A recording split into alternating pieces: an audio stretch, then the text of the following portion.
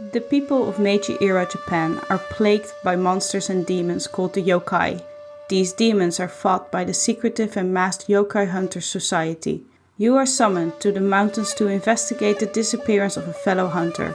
Join us for a game of Yokai Hunters Society with Jorien playing Yokai Hunter Kato Hachiro and Adam as the Grandmaster. If you'd like to contact us or find links to our Discord and Patreon, you can find us on Twitter at twin_cities_VTM and on Facebook as Twin Cities by Night. We hope you enjoy. What's up, everybody? I'm here with Jorien, and we're going to be playing Yokai Hunters Society, a Punkpador game dug by goons. Something I discovered recently on an itch.io bundle, and I thought it looked very cool. So I wanted to give it a try with my friend here. One thing before we start, I'm not very well versed in this particular period of time or this particular culture, so I just want to apologize in advance for anything I get wrong or mispronounce or say that's not right. So getting that out of the way, we'll rolled up a character here. Pretty cool process that the book has laid out here. So we have basically like a character generation table here, and we're going to do some D6 rolls to figure out who this adventure is going to be about. Just some background about the game. The game is about demon hunters in Meiji-era Japan, so like late 1800s Japan. The characters are part of like a secret society of demon hunters. So with that in mind, we'll go ahead and see what we're playing here. So I basically roll a couple times, 4 4d6. So far I've rolled 2 traits, which are mean and playful. My next one is my occupation, which is going to be a farmer. Then we go to the surname, which is going to be Kato. Then the first name, which is going to be Hachiro. And that also means that I will be playing a man today. And last but not least, on this table will be my age, which is 26. So now that I have my character ready, or almost ready, because I forgot to note down that I have 3d6 sen, which is the money unit that I'm going to roll later, I get to choose one item that is linked to me being a farmer and 2 free items, for which I roll more dice, 2d8 to be precise. For the first one, I get a box of 50 matches. Always good to have. 2 of them are related to your occupation, and then 1 you roll on the table. And then you roll wisdom for each item to set their bonuses. So that kind of brings us to our next part. We only have a few stats in this game. There's wisdom, courage, self-control, sharpness. So you have 4 points to distribute between those, I believe. Correct. Okay, so I'm sorry, I didn't mean to interrupt you. What was the item that you rolled?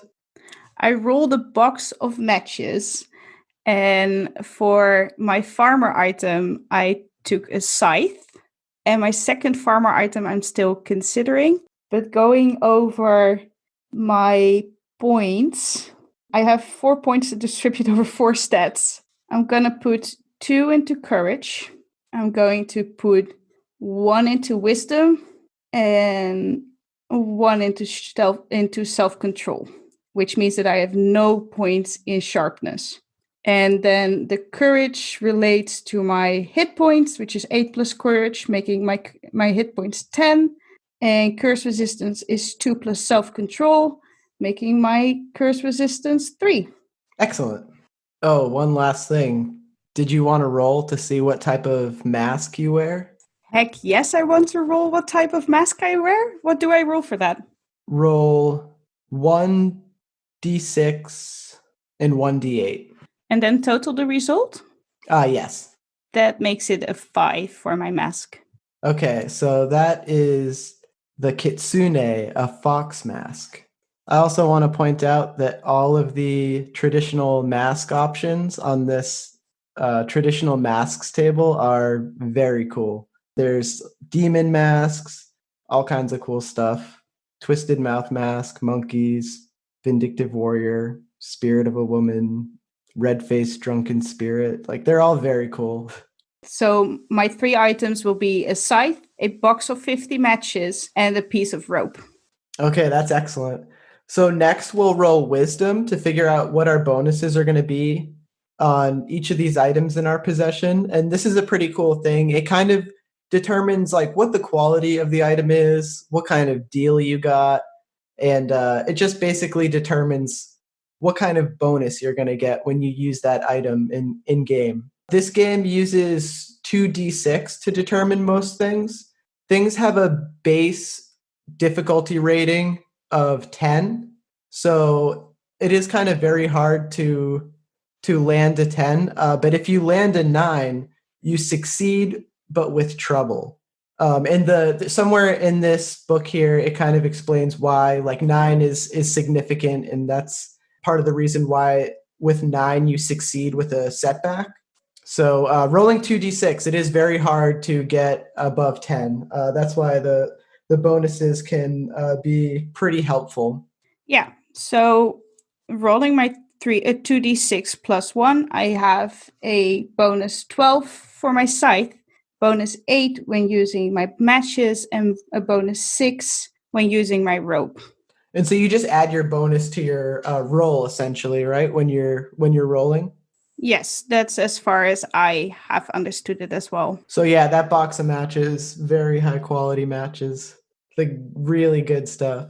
So I think that's it as far as the character creation part of it goes.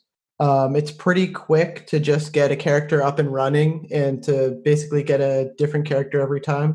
Yes, it is very quick. There is also a very good way to summarize your character, which is I am, and then your 2 traits, your occupation, who, and then something from your past, and a goal. So I quickly wrote down something from my past and a goal for myself, which makes Hachiro Kato a mean and playful farmer who left home on a whim and seeks an eventful life. Yes, thank you for remembering that. That's awesome. And that's actually a very cool character concept. I really like it. So now that we have our character figured out here, we're going to start off. It's a summer day in 1889. You're tending to your farm right now, as you always do. You are by yourself, almost in a meditative state, as you tend to the farm. What do you grow on your farm? I think we just go traditional and say that I grow rice. So you're tending to your rice farm, and you what did you roll for currency, by the way? A whopping 4. Okay, so you have a pretty meager rice farm. It's certainly not the biggest one, but it's still something that you're very proud of. And you're used to taking care of the farm by yourself for the most part. Is there anybody else here that like helps you? Do you have like a wife or a family or anything like that? Well, I left from home on a whim, so maybe that was to follow a girl who lives close by but not with me currently. But we're seeing each other. The hours are passing and you're deeply invested in your work when you hear a sound behind you. You turn to see a man standing before you. He's dressed head to toe in black robes, and he wears wooden sandals on his feet. On his face is a strange mask. It appears to be of a monkey. You know this man. This man is Ken Nakamura, and he is one of the first people you came into contact with when you became a member of the Yokai Hunters Society. I'm sorry to disturb you, Hachiro. No problem at all. Can I help you with something? I have important business to discuss. Is it possible that we go inside? Yes, of course. Please. And I will lead him to my home. So, from what you know about Ken, he's somewhat of a very mean and greedy man. But he was your first connection into the Yokai Hunter Society. And through him, you've started to try to achieve the exciting life that you always hoped for. He calls you into privacy when you guys are inside by yourselves, and you see he's kind of looking around to make sure that the coast is completely clear before he takes his mask off. And you can see he has quite a large scar across his face. And he kneels down and begins opening his bag. He takes out a canteen and drinks from it. I have something somewhat unpleasant to share with you. More unpleasant than what we did to the neighbors last week? Two mean guys. You guys get along so well. I'm afraid there's some trouble in the mountain town to the north. The yokai activity over there has gone unattended, as one of our hunters appears to be missing. We fear that the yokai activity over there may be greater than we originally predicted, and we're worried that this hunter may be compromised. Oof, yeah, that does sound worse than what we did to the neighbors last week. Who was it that was stationed there, if I may ask? One of our youngest hunters, Yuri Hayashi. She's just a child. She lived in the mountain town, so we thought it best if she could perhaps deal with what was going on there. It appears children were going missing, and we feared that a demon was taking them, but she hasn't met the arrangements and contacted us, and we haven't heard back from that town in months. Frankly, we have no idea what's going on over there. We need you to figure out the source of the disappearances and figure out where Yuri is if she's still alive. Take her back if you can, but if she's compromised, you know what you have to do. And at that, my face actually goes a bit grim. I know exactly what I have to do, and I may be mean, but that's not what I like to do at all. Don't want to hurt people actively, but that is all internal. And I will turn to him and say, "Yes, I know. It will be done." Do you have the means to take care of this task? Do you need a weapon? Any kind of disguise or cover? I believe I have everything I need right here. Then I trust you'll take care of this. And he bows and he walks out the door, and when you look after him, he's just gone. Yeah, that's just what he does. He pops up and he disappears. I walk to some stables that I have, gather an old sheet that I can possibly drape over myself as a sort of a disguise. Definitely grabbing my scythe with me because it's sharp. And the cloak actually also helps disguise that a little bit, like it helps hide it, because walking around with a scythe is not great if you don't want to stand out too much. At the same time, though, it probably blends in better than a sword or a gun, because it's probably easier to, and you're not even really, you're not pretending because you are a farmer. So, you know, it would make perfect sense for you to have this item, but probably people don't know what you do with it, which is probably for the better. Yeah, true. And back up in the mountains, there's also less farmers around. And okay, I am a farmer and a farmer has his side. But having a little bit of a disguise and not say, oh, yeah, by the way, I am the yokai from downtown or like from in the valley, that might be a smart idea to keep that a little bit hidden. No, absolutely. You know which town he's referring to. It's a very rural mountain town a few miles to the north. It's within a long walk's distance. Maybe you might have to camp overnight, but it's certainly a place that people can walk to because it's maybe one or two villages over. And you know it as this very rural mountain town, and it has a fishing industry, but it's kind of been forgotten as the world progresses, and like this village is kind of left in the dust. It's kind of left in its old ways, and so it's this very small, sleepy, foggy town. Would it be reasonable to assume I have some food around that I can take with me? Because if so, I really want to take some food with me as well, especially if I have to spend the night somewhere in between my place and the town. As a rice farmer, absolutely, I would say that you would be able to.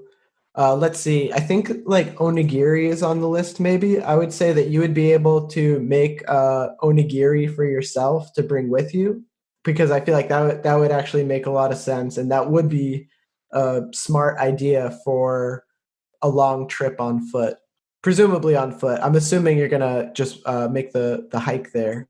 Yeah, it's not like I have money to pay for a carriage or a bicycle or whatever else. Yeah, so I'll say you can make as however many onigiri as you want to bring with you. You're a rice farmer and you have obviously a good supply of rice because that's your main source of income.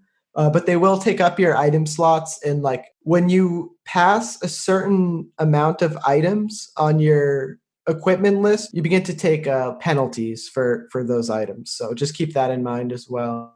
Yeah, then I'll make 4 onigiri, and that leaves me with 1 extra open item slot just in case I find something. Is there anything else that Hachiro is going to do before taking off on this adventure? I'm gonna post a little note on my door, or actually, no, not on my door, underneath the mat in front of my door, because the girl that lives close by knows that if I don't open up, there might be a note there on where I am. And the note will just be reading something like, I'll be back in a couple days. Is this his like girlfriend or? Yeah, sort of. Not officially, because he has never asked her father for anything yet, but that's still in the future plans. Also, the note will have a date because otherwise leaving such a note is no use. Right, exactly. Yeah, good plan. We'll say by this point, having prepared all of that food, it's now nighttime. Do you decide to start your journey at night or do you wait until morning? What are your thoughts on traveling the road at this time? Traveling at night has a couple of advantages and disadvantages. The main advantage is that nobody will see me leave. Nobody will get the chance to get a glimpse of my mask. The main downside is that I might get into trouble, but I think Hashiro will still leave almost immediately after he's done. So you leave your farm and you're walking down this dirt road at night. And for a while you're still in town, you can see a few people passing by. A few occasionally you'll pass like a few drunkards that are maybe just wandering home, or you'll see another farmer wheeling something back home to his farm who just happened to be out working too late. But for the most part, it's very quiet. And you can hear these crickets as you walk at your calm pace down this dirt road into what you know is a forest, and a forest that you know has had yokai activity in the past. So you're always on your guard when you go to this place. So the fact that this forest is somewhat fast approaching is beginning to cross your mind. You pass probably the last townsperson you think that you're going to see, and you feel where your mask is. Do you wear the mask as you traverse this road, or do you only put on the mask when you take care of yokai, or how do you view the mask and the hiding of the identity when you do this type of thing? I see the mask as such. I will not wear it in town because these townspeople know me. They know who I am, and it will give away my identity, which is not a good thing to do. But as I walk up to the forest, I will at least have a hand on my mask. And when I enter the forest, I will wear the mask because the yokai don't need to see my face. Right, exactly. And you know, the townspeople, they're somewhat aware of yokai hunters based on rumors and such, but they don't necessarily think highly of them. They kind of see them as outcasts or trouble, or maybe even being mystics themselves. So there wouldn't really be like a good reason to go around advertising that, because it would probably mean people would think negatively of you, or you might even be like persecuted for it. So it is something that you would probably want to keep like a secret part of your identity. But at the same time, it is a valuable tool for protecting your identity against demons and against against anybody really. So you begin to get close to this forest, and it appears to be more dark than you had originally thought, because as you get closer to all of these dense trees, it blocks out a little bit of the open space that was providing light to you previously. But still, there's this dirt road that travels through the forest and connects these few adjoining towns. And it's areas that you're comfortable with because you've lived in this town for probably a while, but you're familiar with this area. You're comfortable with the trails, and you have a decent direction sense about you. You feel somewhat comfortable, even though it is getting very hard to see in the dark, and it's like very obfuscated at this point. Yeah, despite that, I will just keep moving on, feeling safe behind my mask. Maybe with a hand on my back where my scythe is stored, just so I can whip it out when I need it. And so you continue walking for several hours along this lone dirt road, and it's this very narrow road. If another traveler was coming the opposite direction, you would have to stand to the side so that he could pass. It's like very narrow. Like if a cart was going down it, there would only be room for one cart to go down, essentially. There's no two-way traffic on this road. It's a very solitary dirt road. And you've been walking for several hours, and it's just been nothing but silence and the sounds of the crickets. And you hear ahead of you a branch break, and it's alarming. And you're not sure if it could be some of the wildlife from the forest or if it could be something worse. But it sounds like it happened about 20 feet ahead of you. So as I approach closer and closer, I will reduce my walking speed a little bit to be able to listen more fully to my surroundings. And I will definitely be wary of whatever is going on over there. Can I roll sharpness to get more insight? I was just going to say, yes, give me a sharpness check. That's a 10. Oh, excellent. So you can see ahead of you in the bushes, although it's extremely dark, you see the shine of what appears to be a human's bald head hiding, looking out at you with a very scared expression on his face. And he sees that you notice him, and he immediately jumps out with his hands out. And you can see it's this elderly man wearing a monk's attire. His head is completely bald, and his face is covered in wrinkles. And he jumps out of the bushes, and he has his hands up kind of like this, and he's just like, please, please. Reflexively, I grab my scythe a little tighter, but I don't pull it out yet. And I say, well, good evening, sir. What are we doing in the forest so late? Oh, thank goodness I found you. I need you to escort me to the next temple. There's monsters in these woods. It's lucky that I come across a hunter. Has your mother never told you that you never ever walk the woods in darkness alone? And you can smell very strong scent of alcohol on him. I simply lost track of time. So, Adam, do I know where the nearest temple is? And is that by chance on my route? I would say give me a wisdom check to see if you're familiar with the temple. You don't know if it's en route or if he's going to be kind of pulling you along in a different direction, but it's assumed that he knows where the temple is. Not sure how helpful that is. I rolled a 6, so that's a failure. You're not sure what temple he's talking about.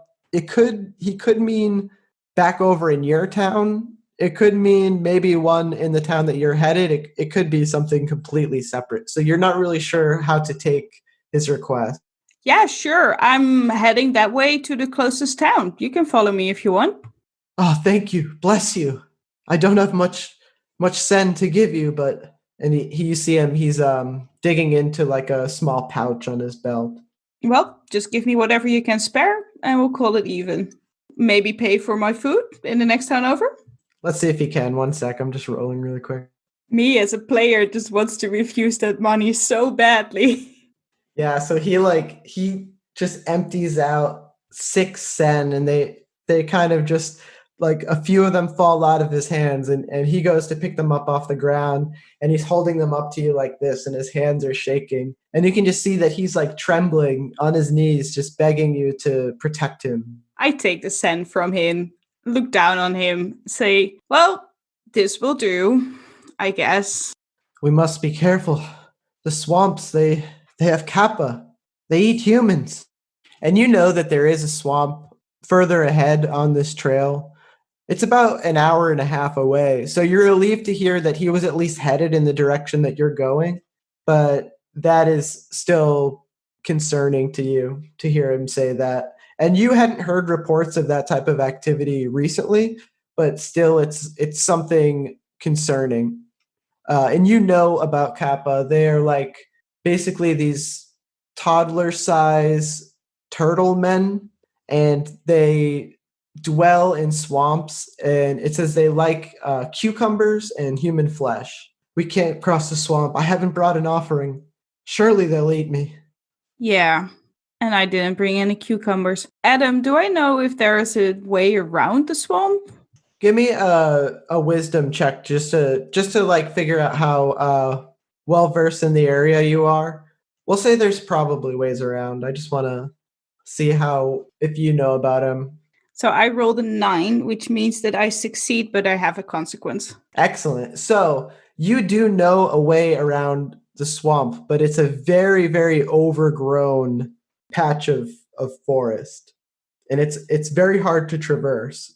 But it will cut directly around the swamp. So you wouldn't have to worry about any potential dangers of the swamp.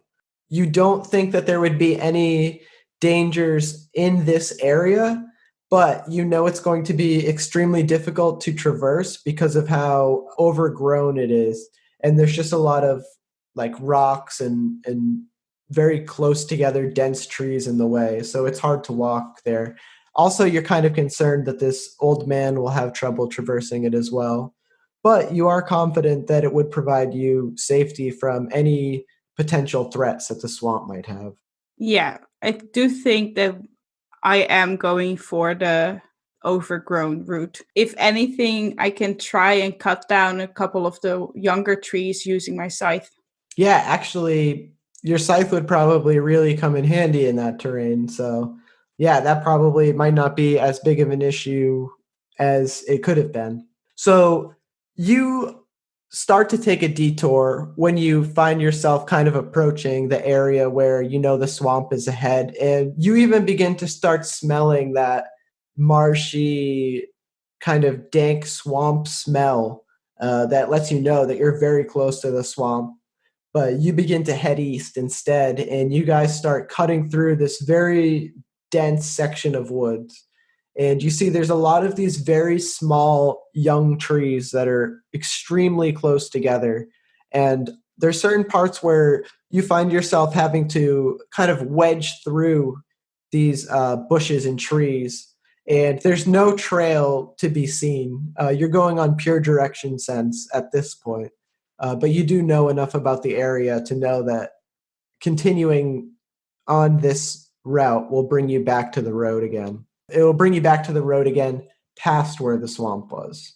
Okay, so then we head down that road. I do turn around and say, I hope you can climb a little bit, because not wanting to face the kappas is a good thing, but the alternative is going to be slightly more difficult than traversing the swamp, despite the kappas, of course. These old bones still have some fight in them. I promise I'll be able to meet whatever challenge we face. But can we please stop and rest soon? And you see, he's a very brittle old man. You would probably guess he's in his 80s. He has this kind of longer gray beard as well, and his head is just completely shiny bald. And he is like very small in stature, but he's still following behind you, and he's making all the steps. He seems to be keeping up somewhat, although he is a little slower. And he hasn't been complaining for the most part. He's been silent, just holding his prayer beads and walking behind you. I turn around and I sigh deeply. Yes, we can. Once we are past this bush, or this bunch of trees over here, because we are super close to the swamp at the moment. So if we don't want to attract any attention from the Kappas and get them over here, we cannot currently stop. So you guys continue through this area of the woods.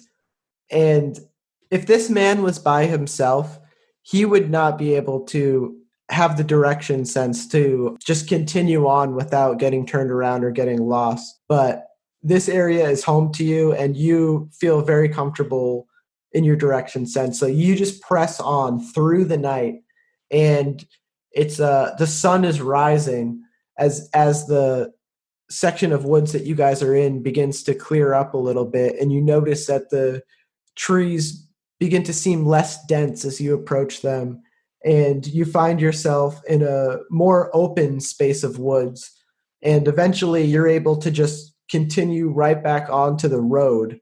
And it's morning at this point, and the sun is rising through the trees, and you see the old man. He has this look on his face like he's just very relieved to have made it through the night. And he's just like praising the sunrise, and he's just like very happy. He's just continuously thanking you and thanking you. Yeah, you can stop the thanks. We're not out of the woods just yet. So we are now back at the normal road, which we can just follow. Do you still need a rest? Yes, I just a quick rest. My temple isn't that much further. True. Sure, we can sit down on this log over here. You guys sit down on a log. He doesn't ask for food or water or anything. He merely wanted to catch his breath and rest his legs. He has been walking through the entire night, which of course is like pretty intense. You've definitely covered, you've made some miles this night, but just the fear and the adrenaline kept him going through all of it. And you see now that fear is finally subsided, now that he's seen the sunrise and he's confident that he's out of the woods, so to speak. He's just like resting and he's relieved. Would you show me your face? Would I be wearing my mask if I wanted everybody to see my face? Please, I'm just an old monk. I can keep a secret. I wouldn't have anybody to tell. And I just laugh at that a little bit. Yes, you may be an old monk, but we are still in a yokai forest. I'm on business. Mask stays on, period. And he drops it, but you see him, he's just staring at you in like amazement and horror. Like the mask is very intriguing to him, but it also frightens him at the same time. And you get the sense that he almost wants to see you to like put his fears to rest or something. Like, he wants to see that like, there is like a human behind there, but like he's just like, he lets it go. He's just like, okay. Before long, you guys are, he's done resting, and you guys get up to begin walking again. And after about another 2 hours of walking, it's starting to get a little bit warmer as the sun rises higher. And he's like, my temple, it's right over here. Oh, thank you so much for escorting me. Would you like to come inside? I can give you some food, some rest. Please, let me repay you for what you've done for me. I don't need to rest per se, but I will never say no to food. And he brings you down a side trail, one that you may have seen but never really like checked out before. And there's like a different kind of like small shrines along this small road, different like Buddhist shrines where people have left offerings. And you see that there's like some candles. They're not lit at the moment, but you see where there's some candles that maybe at night this path would be lit as kind of like a sanctuary, or always well maintained, like in reverence of of it being like a Buddhist temple, and it's like very well maintained. So he's bringing you down this path, and you even see like certain parts of this path have wooden planks that you walk on, and it's like much more pleasant on your feet. You begin to get this like peaceful wave wash over you as you're walking this long path to his temple. And when you get to the temple, it's this very small and quaint Buddhist temple. And you see one or two monks outside. They're just working, cleaning and maintaining the temple. And the monk that you're walking with, he greets them, and they look at your mask, and they're kind of like alarmed for a second, but then they just go back to doing what they're doing. And they don't seem to pay any mind to the fox mask. And he guides you up into the entrance of this temple, and the two of you take your shoes off, and you go inside, and he sits you down. Immediately, like the vibe of this place, it's very quiet. As soon as you get off this road and you go inside, there's just like complete like silence in there from the people that are in there. They're not like talking or anything like that. They're just working on things silently. You see like a monk inside where you are, and he's like quiet and study. And the man that you escorted sits you down inside, and he excuses himself for a moment, and he's gone for several minutes. And when he comes back, he brings 2 bowls of food, and he brings a bottle of sake for you two to enjoy.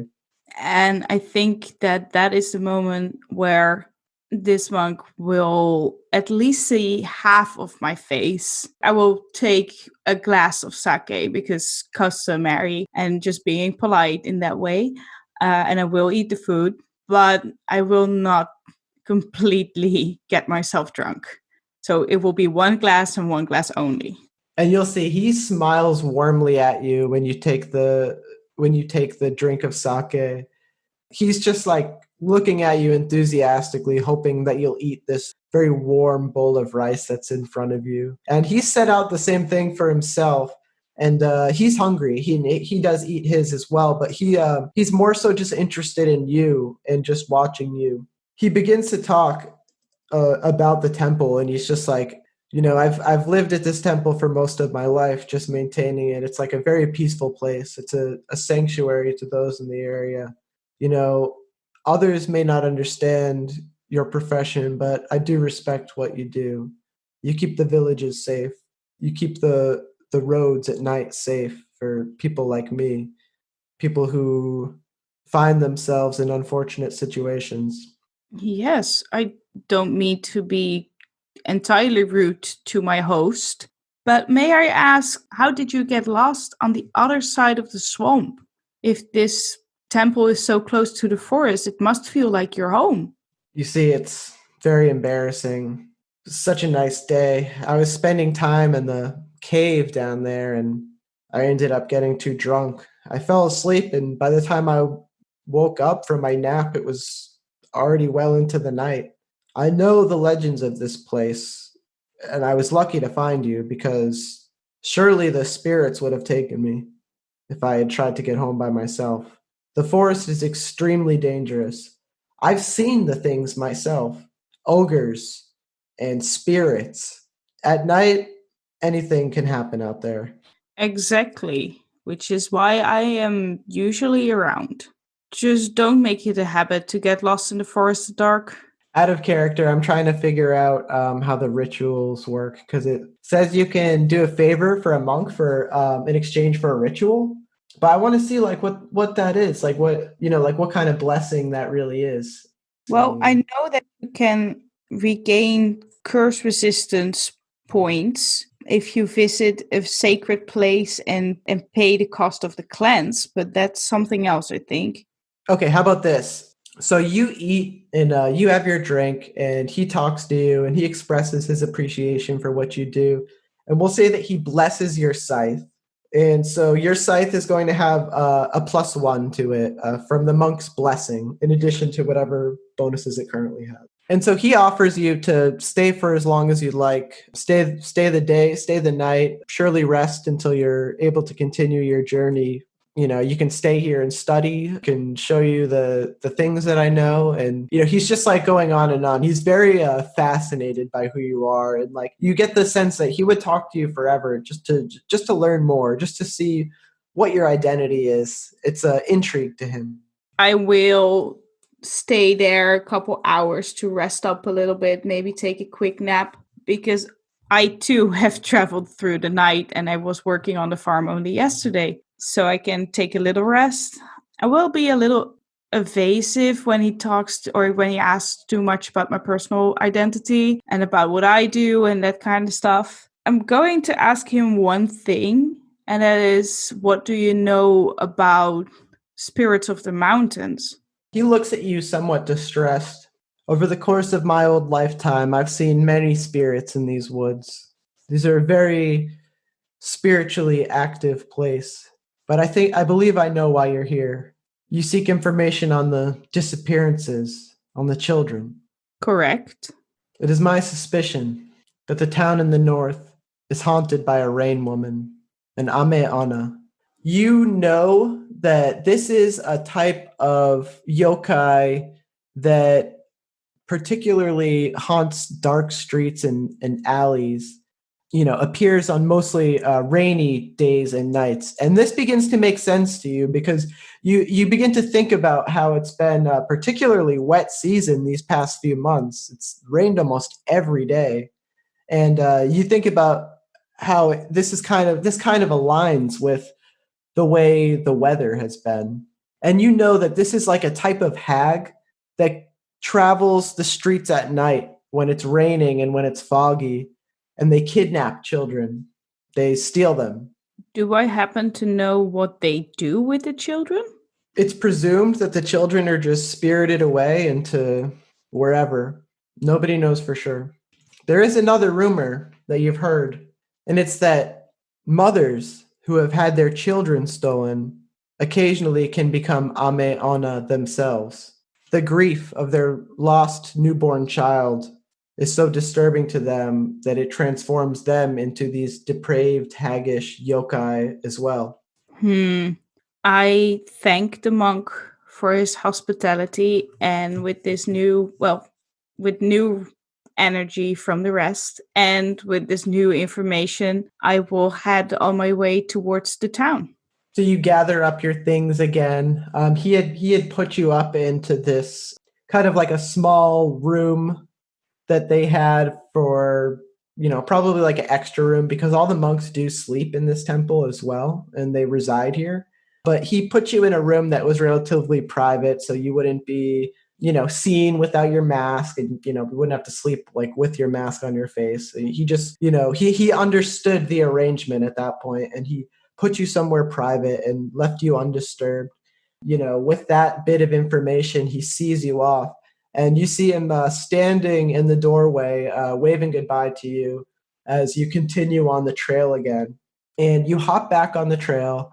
You start walking down the dirt road, and you should reach the mountain town by nightfall. And it's a later afternoon at this point. The road is still quiet. You don't see any travelers.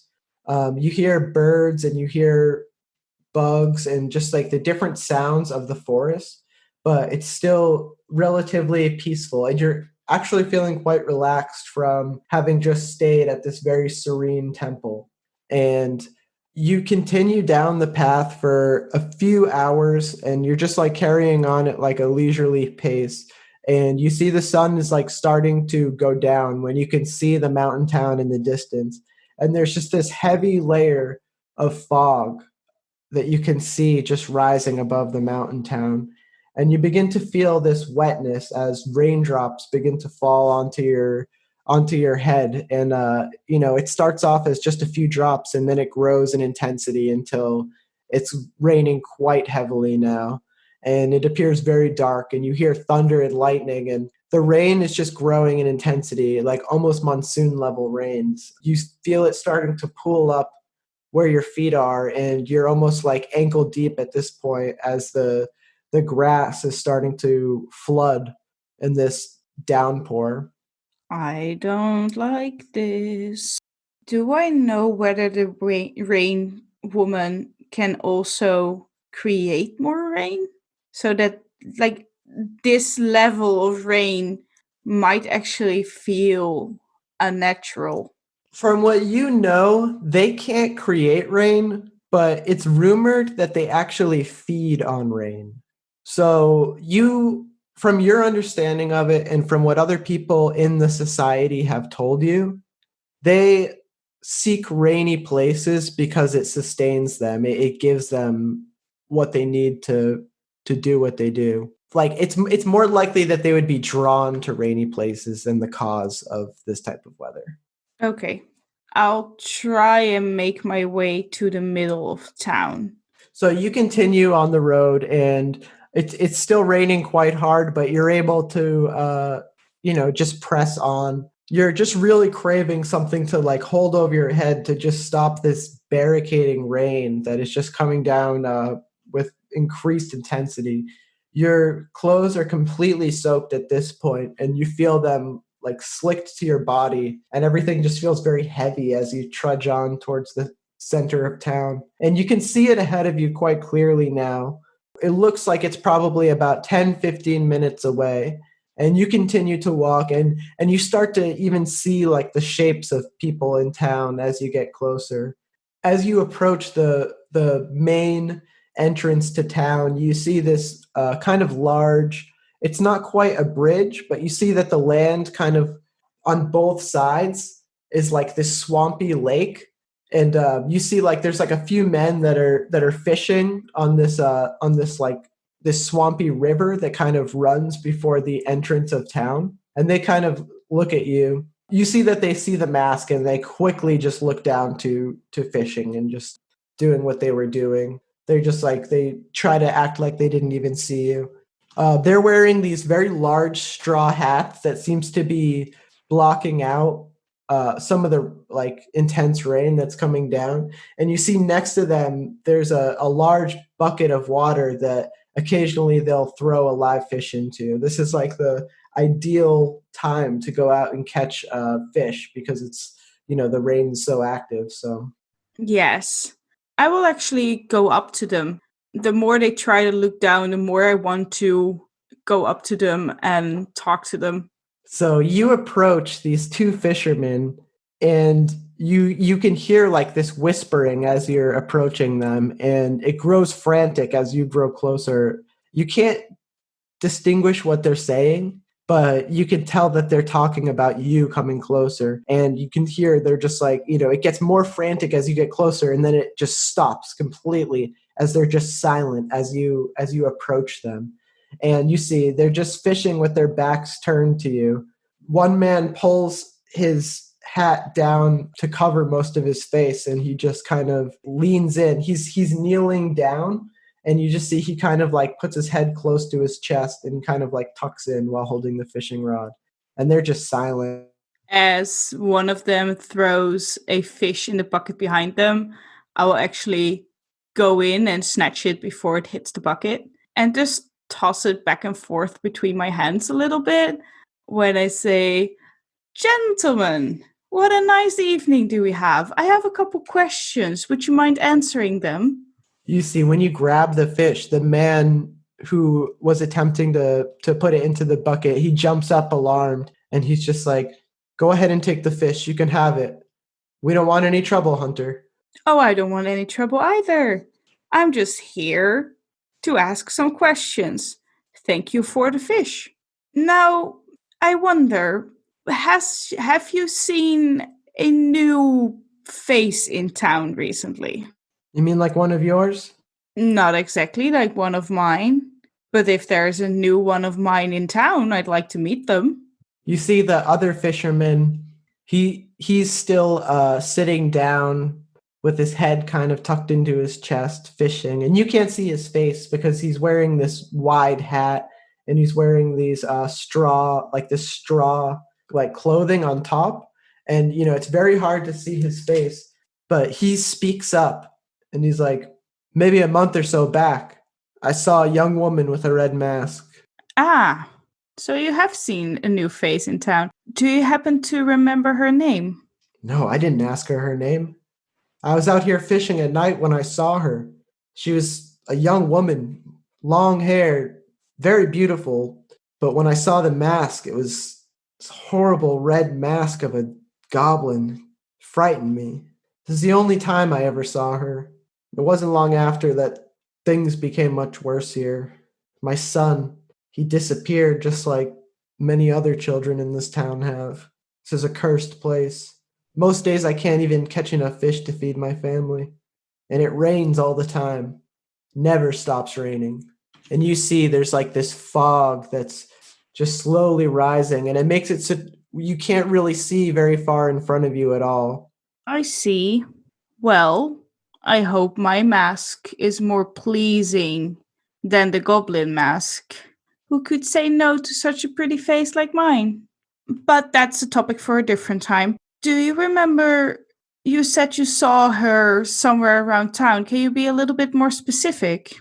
It was right here, close to where you're standing now. I was just fishing at night, and that was it. I don't know what business she had here, but she seemed to only bring more trouble. And I don't know what trouble you plan to bring here, but just take whatever you want and leave. I came here to release you of some trouble and maybe get some kids back. I don't know. I heard there's been a couple of them missing. So she stood where I stand now. I cannot imagine that your eyes, your all-seeing eyes, didn't happen to follow what direction she took. So where did she go off to? I lost her in the fog, I swear. She wore a long black robe, and I could see she had a long rifle with her. I don't know what such a young woman would be doing carrying a weapon like that. It's practically bigger than her. Does this whole description remind me of Yuri?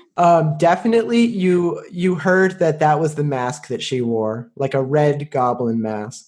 You didn't really know much about her other than she is a young woman. You've never seen her before, but you do like know about rumors of other hunters and stuff like that.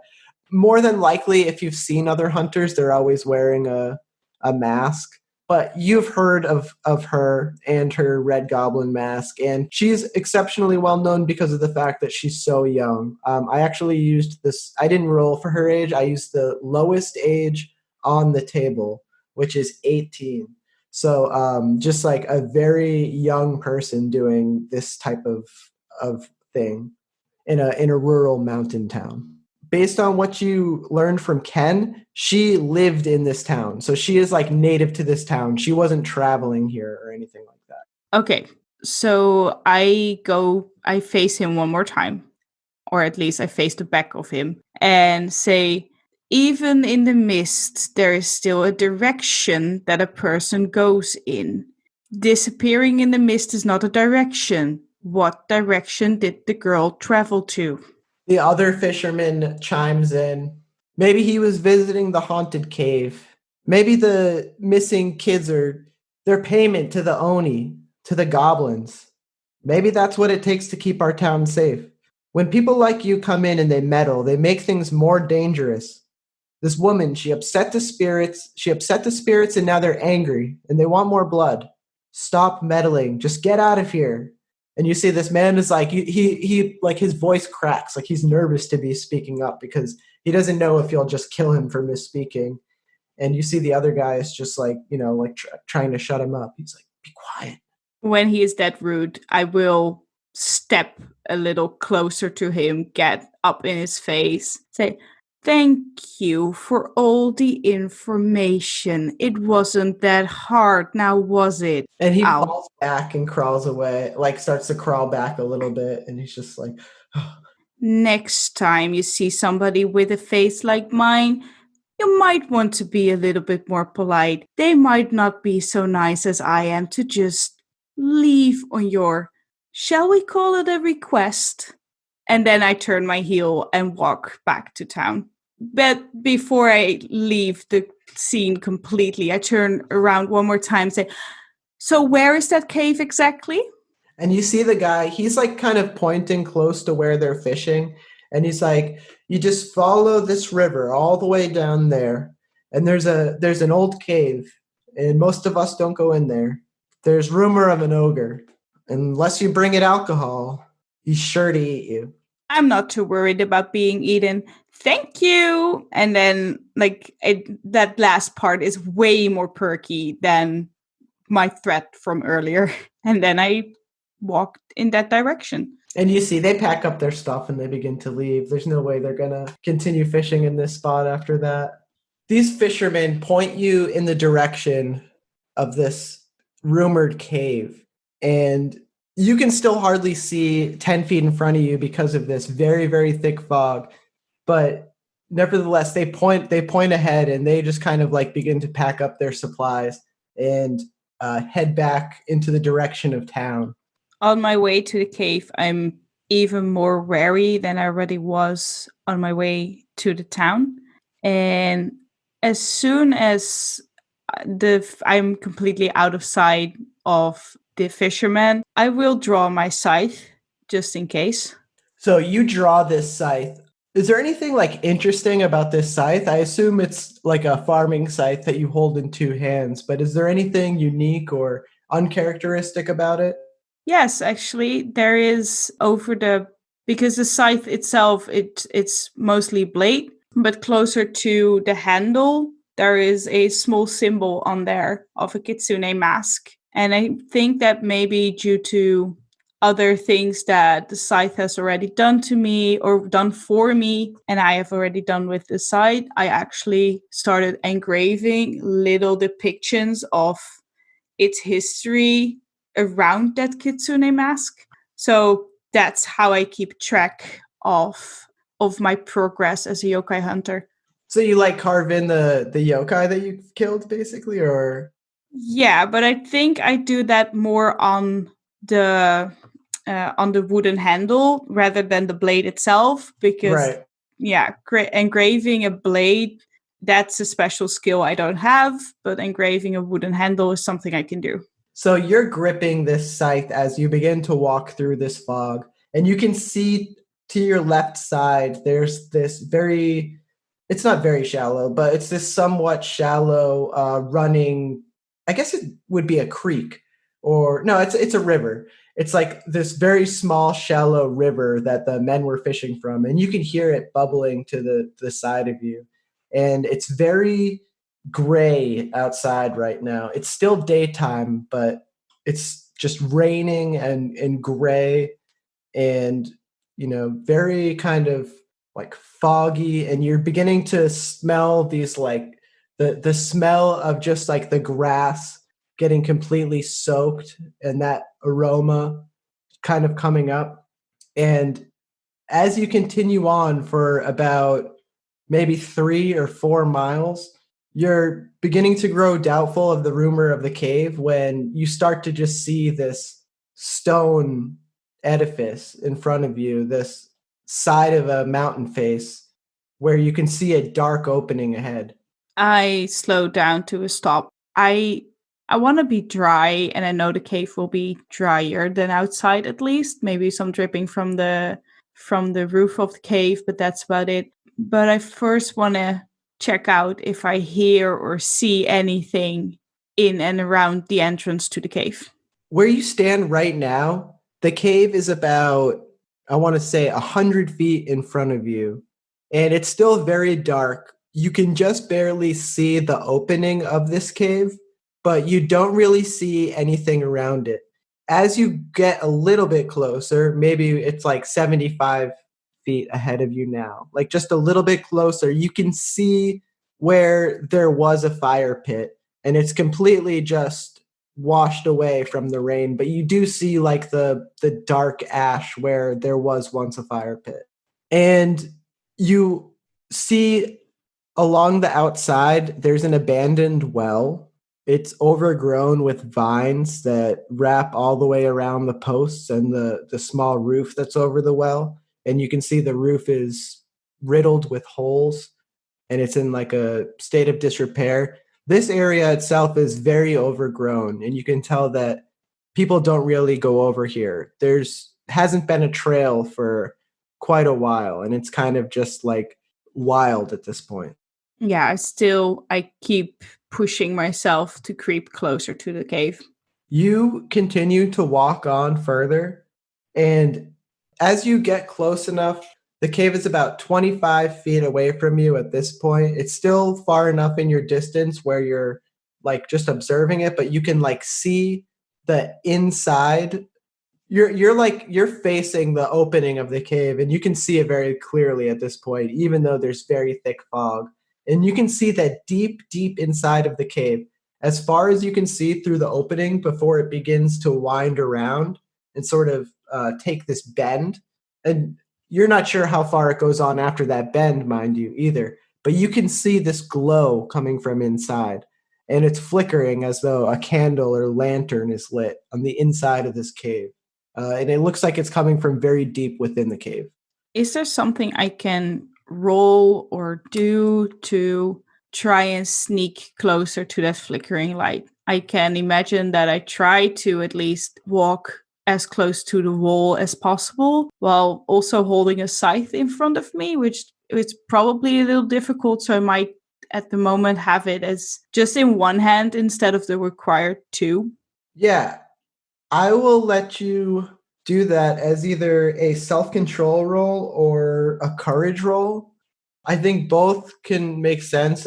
Courage roll can make sense because I feel like this is a very threatening situation to go into this rumored cave, or this cave that has like all of this kind of like legend around it as having an oni inside, which you know is nothing to mess with because these are big things. You know, they usually stand pretty tall and very blood hungry.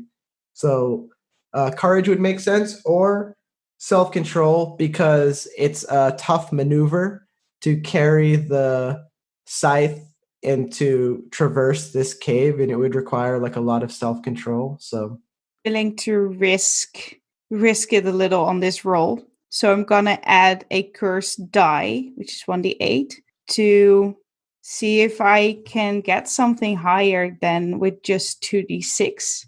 And I can. Let me check, because if I roll higher than my curse resistance tracker, I lose one curse.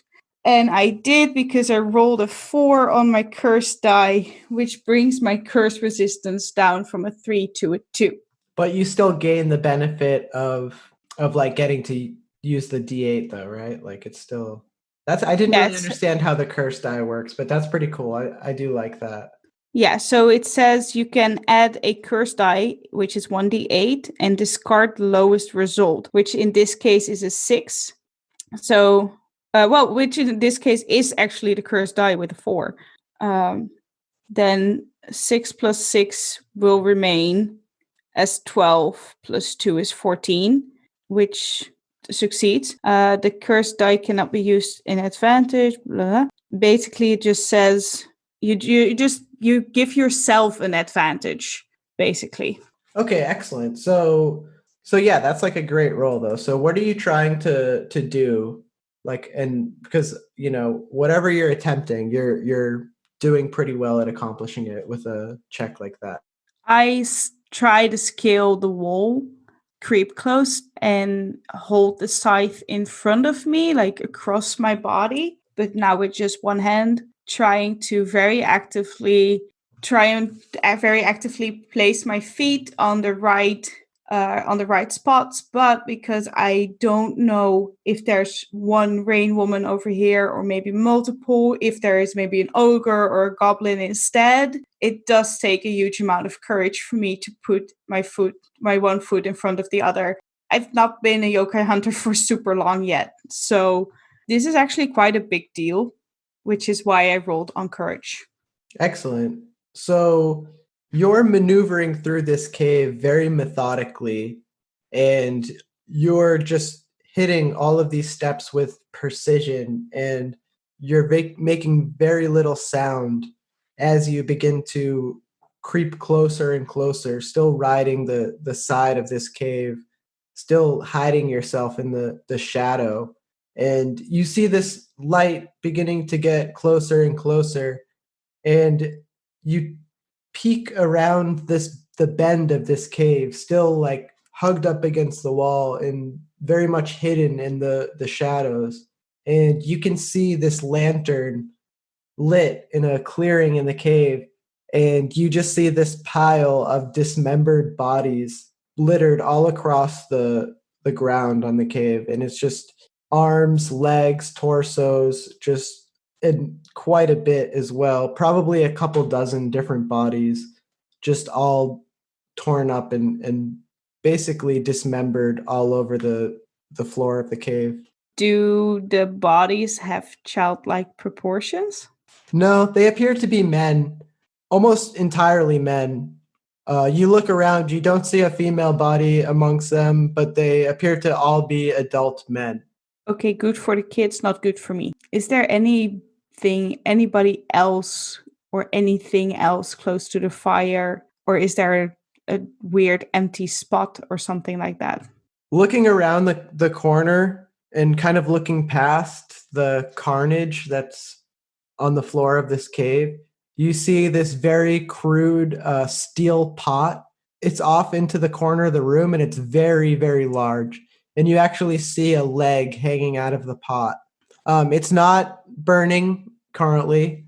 You do see where a fire could be lit under it, but there currently is no fire under it. The only light is coming from the oil lantern that's just resting on the floor. And you smell this horrible, rotten smell as you turn that corner in the cave, and the fog is beginning to creep into the cave as well. I don't like this, or at least that's what I think to myself, as I take one of my rice balls and toss it closer to the oil lamp just to see if there's a reaction. You toss the rice bowl, and you toss it in a way where it's not going to, you kind of like lob it in an interesting way that it's not going to look like, oh, it came from that corner of the room. But you don't get any reaction. You don't hear anything move.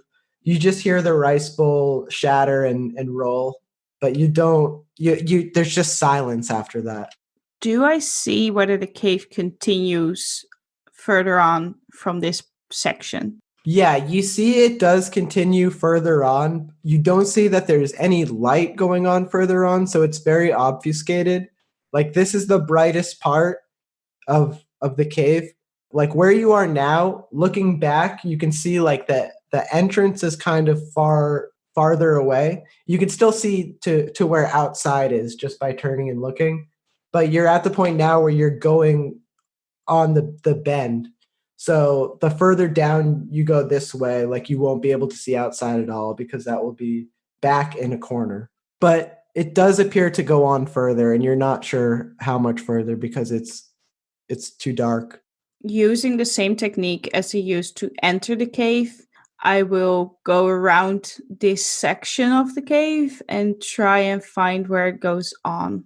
Okay, so you continue to walk along the side like wall of this cave, and even when you pass the point to where like the lantern light no longer shows you what's ahead, you can just kind of use the walls of the cave to like find your footing and to make sure you're not going to like step into a hole or like bump into a wall or anything crazy like that, because the further on you go, it begins to be pitch dark. And you're at a point now where you look behind and you can still see the light of the lantern, but ahead of you is just complete pitch darkness. And it's still very much silent except for some kind of like raindrop sounds that you hear as water from the top of the cave falls to the bottom.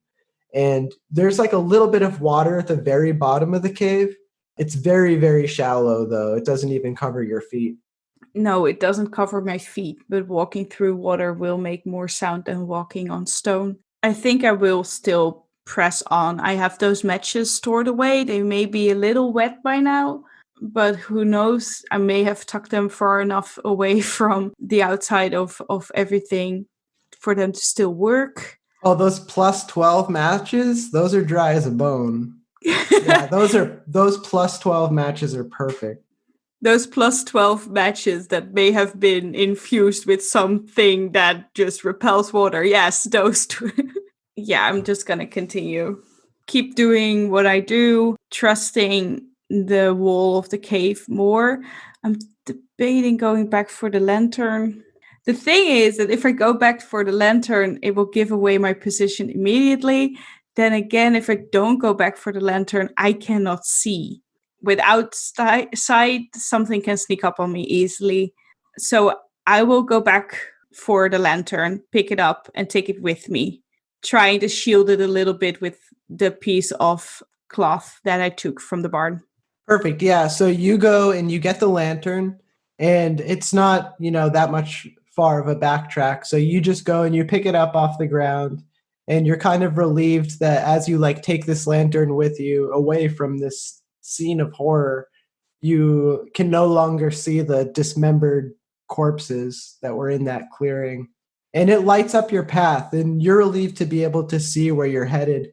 And you continue on in the cave until you reach a spot where the tunnel that you're currently in begins to approach an opening.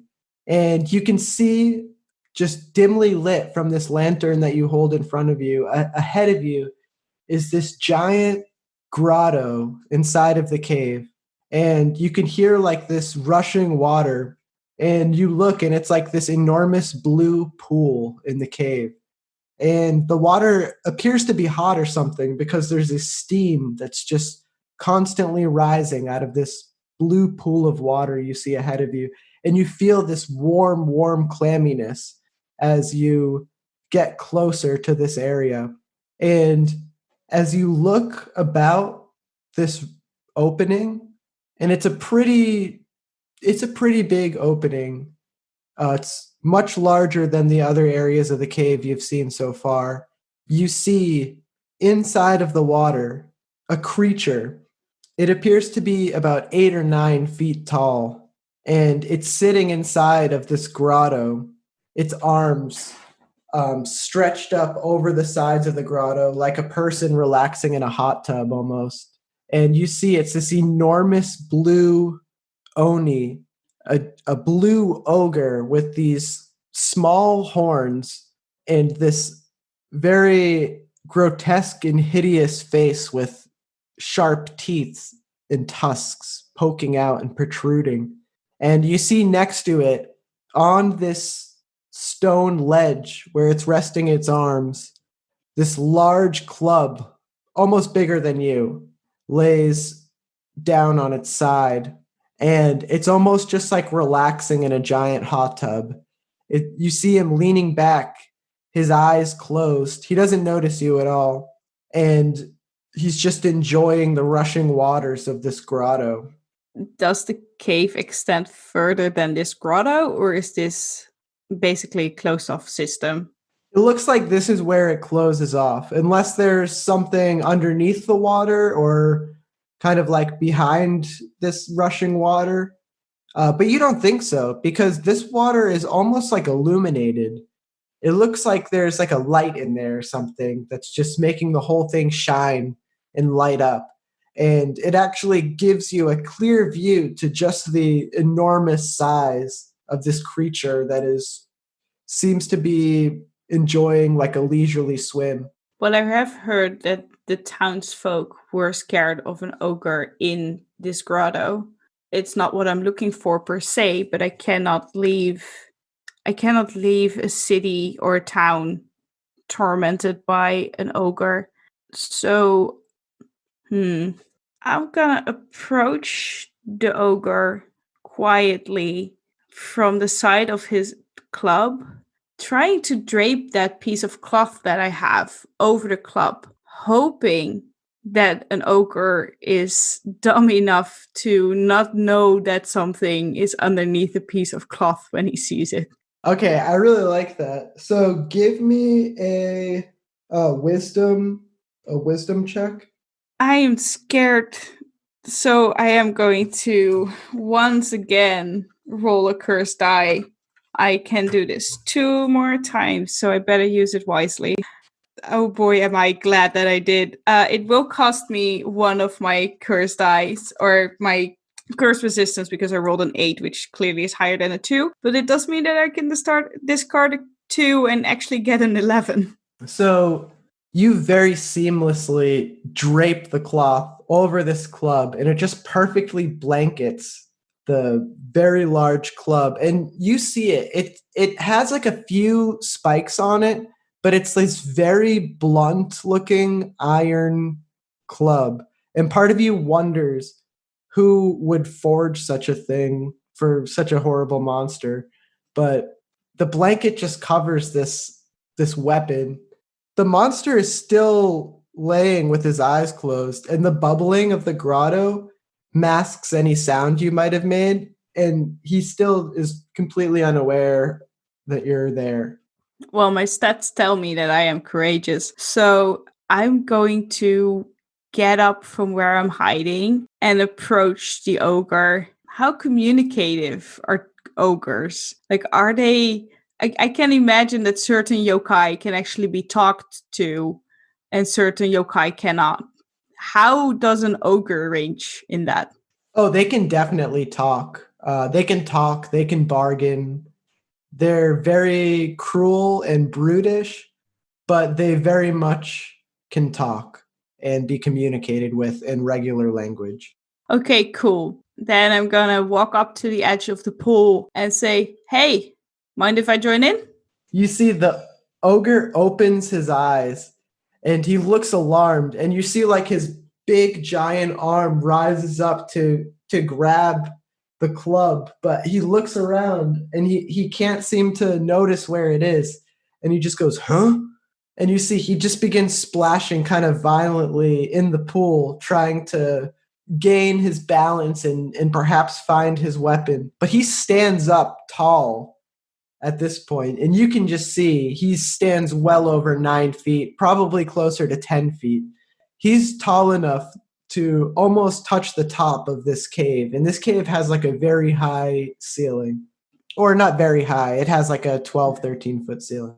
Oh, are you looking for the club? Oh, yeah. I thought you would maybe respect me a little more if I managed to slice that away from under your nose. He looks at you surprised. Ha! A hunter. Quite a ballsy one, too, I must say.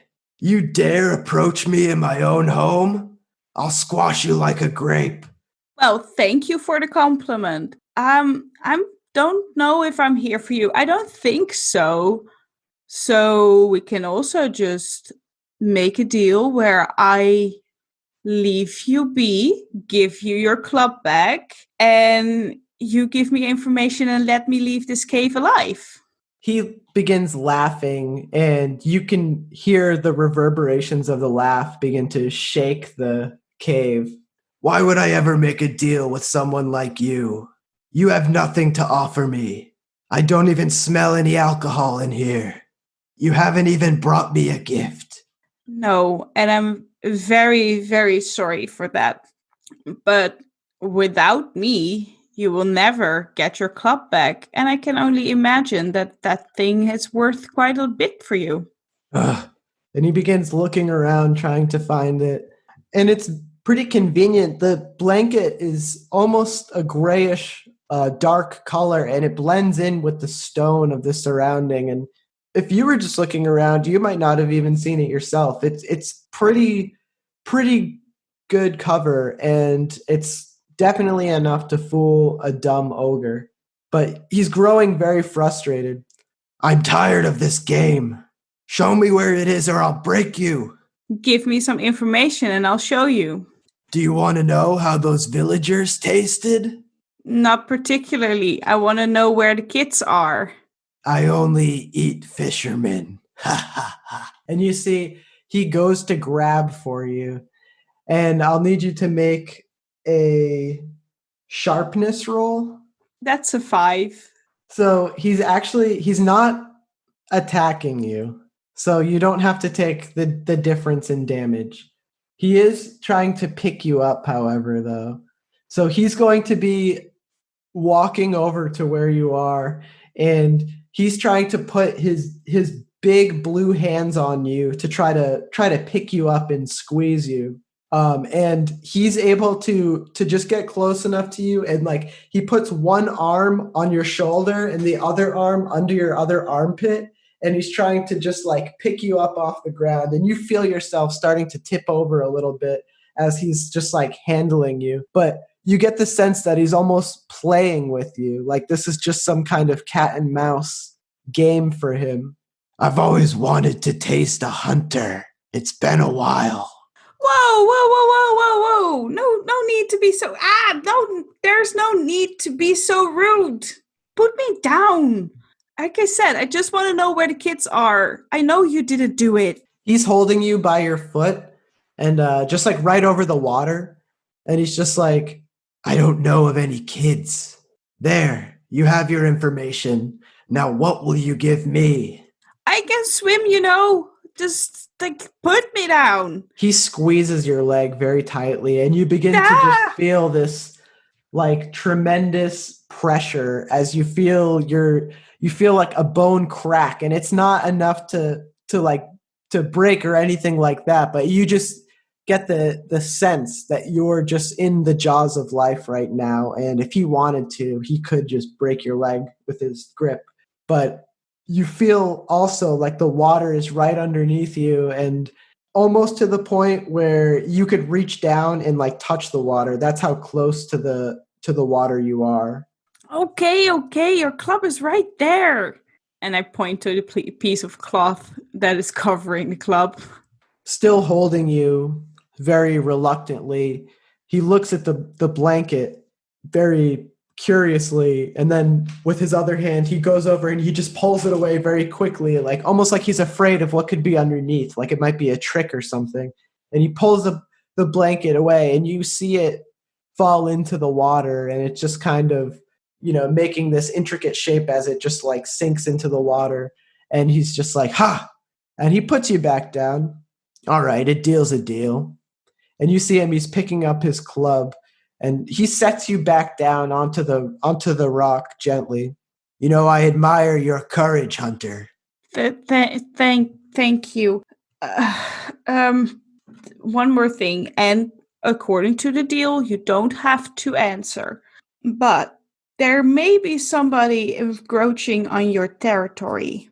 I've heard that there are rain women in the area. Do you know anything about that? I know only of the happenings in my cave. I do not venture into their town, and I eat those that venture here. You are lucky that you have been spared, for you happen to amuse me on this night. Otherwise, I would have dined on you as well. Any other spirits that dwell here, it is the fault of the humans that welcome them and bring them on with their behaviors. I care not for missing children. I just do not like the taste of them myself. You begin to annoy me, Fox. If you're not going to entertain me, then leave here at once. Yeah, I think I'm going on my way out, and I back away, just keep on facing him as long as I can. An ogre is nice, but an ogre is also slightly too big for me to handle at this moment. Yeah, out of character, they're pretty high level. They're like a plus a D, big one. So yeah, probably a good call. Okay, so at least I now know one of the problems that this town is having is a big ogre, but I still have no clue where Yuri is. The only way is back to town, I think. So are you going to leave the cave? Yeah, unless there is a certain part that I'm pretty sure I have not seen enough of. You're pretty certain it's just this one passage that leads into this big grotto, and it's kind of, that's it. Just enough for a ogre to make it his comfortable home. But you don't get the sense that this carries on into like a deep labyrinth or anything like that. It's just like an opening in the mountain that this one ogre has managed to find a very comfortable home in. And it seems like he's made himself quite comfortable here. But for now, he's willing to let this small incursion slide because it was somewhat entertaining to him. The way that a lot of the yokai they are malevolent, and they do like eat humans and do bad stuff like that. But a lot of times they want alcohol and they want offering and tribute and maybe even just entertainment. So that type of interaction is definitely probably not one you're super used to having, but sometimes that's just what happens. So as you exit this cave, you approach the opening again, the one that you walked through initially, and you see this fog is still very, very thick, and it's a little bit darker at this point. You hear crickets chirping in the background, and as you poke your head out of the entrance of this cave, you hear this loud crack echo through the swamp, like a rifle firing. And you see this bright flash in the distance as a bullet just hits the stone wall of the cave right near your head. And you hear a rock just shattering behind you as the bullet just makes its way through this wall. And when the smoke clears, you see off in the distance this young woman with a red mask, the very large red nose and demonic looking horns sticking out of it. Very similar to the creature you just saw inside the cave, except this mask is red, whereas that creature was blue. And other small variations, but a similar style. And you just see she's standing there just pointing this rifle directly at you. I put up my hands, and in one of them is my scythe. You see she's beginning to reload this bolt-action rifle, and she's actually taken a knee to try to get a better aim this time around. You see she's taking this very calm approach to this whole thing. Granted, you can't see behind the mask. You can't see what this person's face looks like. She matches the description of Yuri. And she's taking a knee, and she puts the sight of the rifle up to her eye, and she's taking aim again. Whoa, whoa, whoa, whoa, whoa, whoa, whoa, whoa, whoa, whoa. Yuri. You're Yuri, right? Are you sure you want to do this? I'm sure you don't want to do this. Don't do this. You hear the gun click again as she begins to take careful aim. And she lets loose another bullet, and it just barely manages to miss this time. It's just so much closer, and it's like she's trying to gauge how close she is. The first one was way off. This one, she's much closer. This next one, I should be able to do it. And she's just still taking a knee. She carefully just loads the gun again. While she is carefully loading her gun, I have time to rush into her. Yes. So go ahead and give me a courage roll to rush into somebody firing a gun at you. But she is close enough where you could rush her with this scythe and get a drop on her. I rolled a 9. Interesting. Okay, let me think of something interesting for that 9. So you rush her with this scythe, and you managed to kind of catch her off guard. She wasn't expecting that you were going to be approaching so fast. Like, you move with a certain degree of swiftness, and you get close enough to where you just kind of like try to slash her with the scythe as you run by, and you do manage to catch her. And like it cuts her on the shoulder, and like it mostly just rips the robe and the shirt, but you can definitely feel that you caught some flesh as well as you ran by. But you feel like the scythe kind of gets snagged and it jerks out of your hands, and you almost like run past a few feet without it. Not too far, like you're not, but it's like it's out of your hands at this point. It's beginning to kind of like slide off of her and tumble to the ground, and you're basically standing a little bit ahead of her, and she's behind you a little bit with her back still turned because she was facing where you came from to shoot at you. So she's starting to try to prop herself up and turn around. You notice that she's moving very lethargically and very slow and sluggish. And she's going to try to fire the gun at you. She's aiming from her hip. So basically, like she's not like pointing it with the sights again. She's just like holding it at her side. She's still somewhat close to you, and she's just going to try to like fire it into you. But it's kind of like clumsy. She wasn't really able to like take good aim. And you kind of get the impression that she may not be like super skilled with using firearms. It's like a very large and long rifle, And she looks very petite, and she does look like she's managing to hold this rifle okay. And the way she was taking aim, she certainly is like methodical about it. But right now she's just trying to fire from her hip. So go ahead and give me a self-control roll to try to like dodge this in like a way that's not going to put yourself at risk. Nope, that's a 7. Okay, so you take 3 damage as the bullet kind of blasts, and you feel it kind of cut you on your side near your stomach. And it feels like it's probably just a flesh wound, but you feel this sharp pain as the bullet just rips through you and goes straight out the other side. And it's like you get this sense of shock and this sense of just like burning heat as the sizzle just kind of cuts right through a fatty part of your stomach. But where you stand now, you've managed to get hold of the scythe again before it tumbled to the ground. And you can go ahead and make another attack on Yuri, or you can try to run off, whatever you'd like to do. She's going to be taking a second to try to reload and probably try to get a better shot this time around.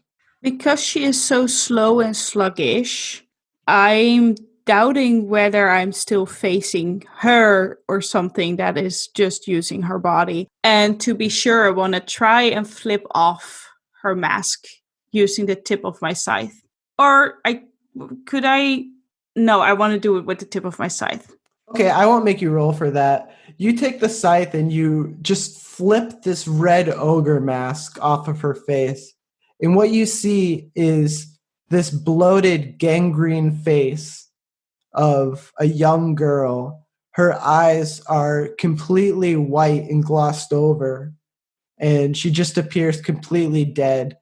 Her face has these lesions and cuts on it, and it looks almost like it's been submersed in water for years.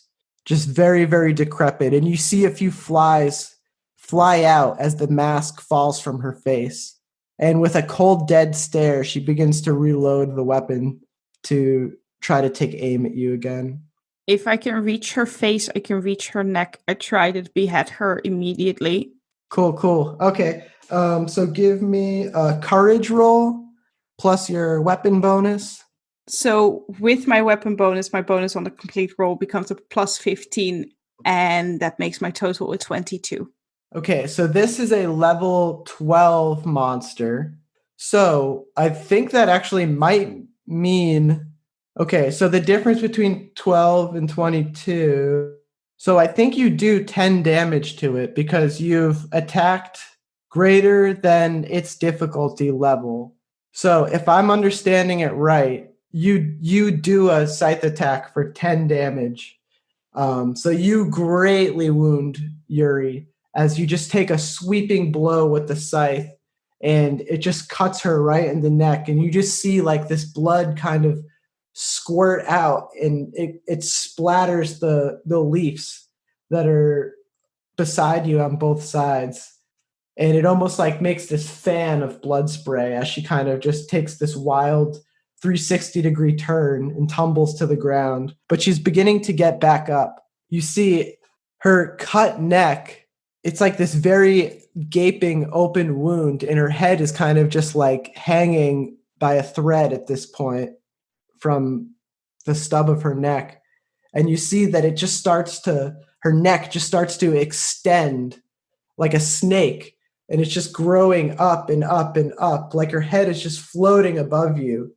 It's extended from her body, and the neck part is grown around like a snake, and she's just like twisting around, and you just see this long tongue coming out of the head, coming out of the mouth, and it's trying to approach you and lick your face.